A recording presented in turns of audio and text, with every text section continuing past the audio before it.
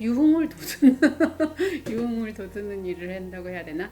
그게 저희 연수원 가가지고 뭐 어디 MT를 가거나 할 때 어디 숙소를 뭐 잡는다거나 어디 뭐 이 숙소 그런 거 어레인지하고 이런 걸 제가 잘 했고 뭐 노래방 놀러 가거나 하면 신나가지고 막 노래하고 분위기 잡고 네 그리고 뭐 어디 가자 이래갖고 연수원 갔을 때 저희 조를 기준으로 하면 제가 나이가 중간이었거든요. 그러니까 저보다 어린 젊은 연수생 동기들이 많았는데 걔들은 이제 공부만 열심히 하던 애들이잖아요. 근데 저는 뭐 노는 것도 좋아하고 여기저기 가본 데도 많고 그러니까 그래서 뭐 누나 뭐 어디 뭐 가면 뭐 어느 집이 맛있어 이러면 그런 것도 얘기 잘해주고 꿈이 바뀌는 것도 되게 우연한 계기가 있는 것 같은데 제가 재수할 때 그때까지도 기자가 꿈이었는데 누가 이런 얘기를 했어요. 그 경찰서에 아침에 여기자가 취재하러 가면 형사가 아침부터 여자가 와서 재수없게 한다고 소금 뿌린다고 그리고 여자한테는 정보를 잘 안 준다 그런 얘기를 제가 듣고 그게 근거가 있는지 없는지도 모르고 되게 기분 나쁘네? 그런 생각이 들고 내가 뭔가 주체적으로 여성이라는 이유로 이렇게 제약받지 않고 주도적으로 내가 하고 싶은 일을 할 수 있는 직업군이 뭐가 있을까 이렇게 생각을 하던 찰나에 그때 이대 법대 출신이 5명이 사법고시 붙은 게 막 기사로 나왔어요. 그 당시 전체 수석을 이대 출신이 했나 그랬거든요. 그래서 법조인이 되면 주도적으로 일을 할 수 있고 뭐 여자라는 이유로 적어도 제약받거나 이런 건 없겠다. 그래서 변호사가 법조인이 돼야겠다 생각했어요. 과 대표는 과 대표 해봤던 거죠? 네, 과 대표는 한 적이 있어요. 근데 법학과시죠? 네, 학생 운동은 안 했어요. 대학교 처음 들어가가지고 법대 학생회장이었던 선배가 그런 칼 막스? 네, 거기 임노동과 자본 뭐 이런 거 책 스터디하는 거 이렇게 몇 명 픽해가지고 공부를 좀 시켜가지고 그걸 몇 번 하기는 했었거든요. 근데 좀 어렵고 저는 약간 실용주의 스타일이어가지고 이렇게 이념적으로 뭐를 배우고 하는 게 제 스타일에 안 맞다는 생각이 들었거든요. 근데 이념을 지향하는 게 저하고는 좀 안 맞는 것 같아요. 그래서 저는 지금도 진보도 보수도 아니고 정치적으로 제가 어떤 특정 당을 지향하거나 이런 게 없거든요. 그러다 보니까 그냥 저는 더불어서 나랑 이렇게 같이 호흡하고 사는 사람들하고 잘 지내고 그러는 게 좋았던 것 같아요. 사법시험에 붙었던 날 사법시험에 합격했다라는 통지를 받은 날 그때가 참 기뻤던 것 같아요. 가족들에게도 되게 기쁨을 줬고 대학 다닐 때도 조금씩 하기는 했는데 놀고 연애하고 이러느라고 폼으로 했고 본격적으로 사법고시 준비를 한 거는 96년 2월 달에 졸업하고 2000년에 붙었으니까요. 99년에 1차부터 해서 99년에 떨어지고 2000년도에 1차, 2차, 3차를 다 1년에 붙었어요. 동차로 붙었어요. 아주 그때 진짜 독하게 공부했어요. 막 등에 딱지가 앉을 정도로 독서실에 하이팩 의자에 앉아갖고 하는데 아침 새벽에 가서 앉으면 점심때까지 안 일어났어요. 여기 등산용 손수건이 길잖아요. 그거 가지고 다리 딱 묶고 독서실 의자 앉아가지고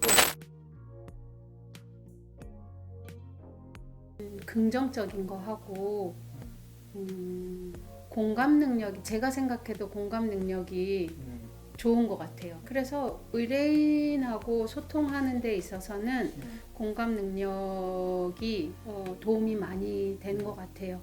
그래서 의뢰인이 이런 얘기 해도 될까? 이게 아니라 제가 공감하고 어떤 질문을 하거나 위로가 되는 얘기를 했을 때 이런 마음의 빗장을 풀고 그 안에 있는 힘들었던 일들을 털어놓고 저는 그걸 듣고 또 더 적극적으로 지원을 하게 되고 그런 면에서 제가 처리해 왔던 성폭력 사건이나 이런 뭐 젠더 폭력과 관련된 사건, 이혼 사건 이런 부분에 있어서는 공감 능력이 도움이 돼요. 일을 하는데. 근데 사무실을 경영하는 데는 별로 도움이 안 돼요. 왜냐하면 제가 막 사건을 배당을 해주는데 우리 소속 변호사님들이 일이 많아서 힘들어하는 것 같은 표정을 보거나 이랬을 때에는 눈치가 보이거든요. 그래서 막 밀어붙이지 못한. 그래서 한번 저희 사무실에 수석 변호사님이 저한테 대표는 공감 능력이 부족해야 되는데 대표님은 공감 능력이 뛰어나서 지금 사무실 운영이 힘드신 거라고 그렇게 저한테 얘기를 하더라고요. 인간적으로 되게 모멸감을 많이 느끼셨고 그런 상태에서 영장 청구를 했는데 기각이 되니까 이 피해자분께서는 그것은 그냥 이런 인신 구속에 대한 판단을 법원이 한 거지 범죄 유무죄에 대한 판단을 한 게 아닌데 영장이 기각되니까 그게 그런 2차 가해로 힘들어하던 중에 영장까지 기각되니까 정신적으로 고통을 참기 어려우셨던 것 같아요. 그래서 유서를 쓰시고 투신 자살을 하셨고 유서에 보면 저한테 당부하는 얘기도 나오거든요. 억울함을 풀어달라고. 진행하던 중에 저는 그때 여성가족부 공무원으로 가느라고 중간에 후임 변호사님이 이어받아서 하셨었는데 영화도 또 나왔죠. 네, 그래서 그 남편분이 그분을 이제 장례를 하고 화장을 하고 묻으러 갔다가 못 묻고 다시 그 유골함을 가지고 집으로 오셨다고 저한테 얘기를 하시더라고요. 억울함이 풀리고 나면 그때 좋은 곳에 모시기 위해서 그랬다고. 그때 너무 기분 나빴던 게 뭐가 아쉬워서 30대 젊은 남자가 60대 할머니를 성폭력을 하냐 이런 식으로 얘기를 하는데 그거는 너무 모멸적인 얘기예요. 사실은 피해자인데도 온전한 피해자의 위치에 놓은 게 아니라 넌 나이도 많고 할머니인데 젊은 사람이 미쳤어? 이런 식의 생각을 적용하는 게 모욕적이죠. 성폭력에 대해서 상식적으로 어떻게 그럴 수 있냐 이렇게 접근을 하는 거는 저는 오류가 될 수밖에 없다고 생각해요. 상식의 범주 안에서 일어나는 일은 아니잖아요. 아버지가 딸을 성폭력하고 교수가 제자를 성폭력하고 의사가 환자를 성폭력하는 게 상식적인 거는 아니잖아요, 사실은. 그러니까 상식과 상관없이 사람과 사람 사이에서 일어나는 범죄 중의 하나인 거기 때문에 특별히 성폭력을 다른 범죄하고 비교해서 완전히 구분되는 영역으로 볼 이유도 없고 저한테 이제 상담을 했던 원래 상담을 온 이유는 4월 사건 때문에 상담을 왔던 거거든요. 피해자는 거의 상담 끝나갈 즈음에 다른 피해도 있다라고 해서 다른 피해가 뭐냐 박 시장이다 그 얘기를 한 거예요. 그래서 우리 옆에 앉은 변호사님이 바로 머리를 감싸 주셨었어요.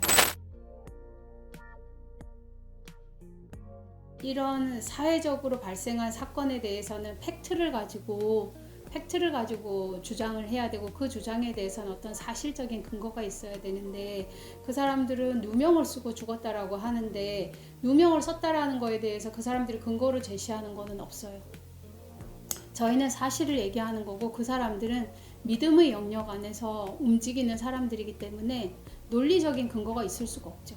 그럼 박 시장이 왜 사망했는데요? 피소당하자마자 왜 사망하는데요? 여기 재판부에서 보면 그 부분에 대해서도 죽음으로 무책임하게 도피했다라고 판시하고 있어요. 변호사 자격을 가지고 있고 수많은 지지자를 두고 있고 한 조직의 1000만 시민을 대표하는 서울시의 기관장이거든요. 그 사람이 억울하다는 이유로 자기 방어를 하지 않고 자살을 했다 그러면 이 세상에 억울하지 않을 사람은 아무도 없을 것 같은데요. 적어도 박원순 시장은 그렇게 행동했으면 안 되죠. 뭐 일반 형사 재판에서 무죄 다투는 사람들이 구속되기도 하고 몇 년 동안 재판받고 하는 게 그 사람들은 지킬 명예가 없어서 그러는 건가요?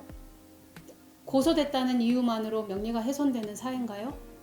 마녀 재판을 하는 세상도 아닌데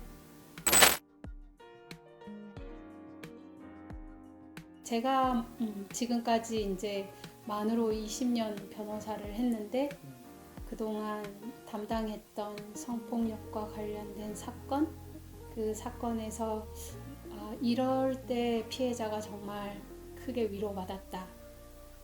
판사님이 이런 얘기를 했을 때 피해자가 정말 상처받았다.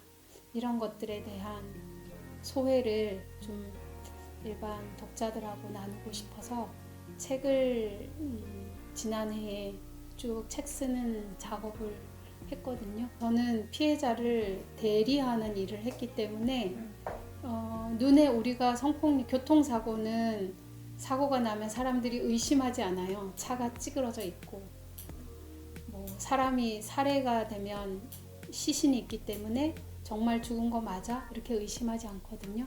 근데 성폭력은 성적 자기 결정권을 침해하는 것이기 때문에 우리가 감수성이 없는 상태에서는 눈으로 봐도 피해 결과를 볼 수 없으니까 피해자에게 공감하지 못하고 그러다 보니까 피해자를 편견 어린 시선으로 바라보고 가해자 중심주의 관점에서 피해자에 대한 2차 가해에 참여하거나 방조하게 되고 그런 것들이 있기 때문에 그런 것들에 대해서 좀 말하고 싶어가지고 책으로 정리를 하고 있어요.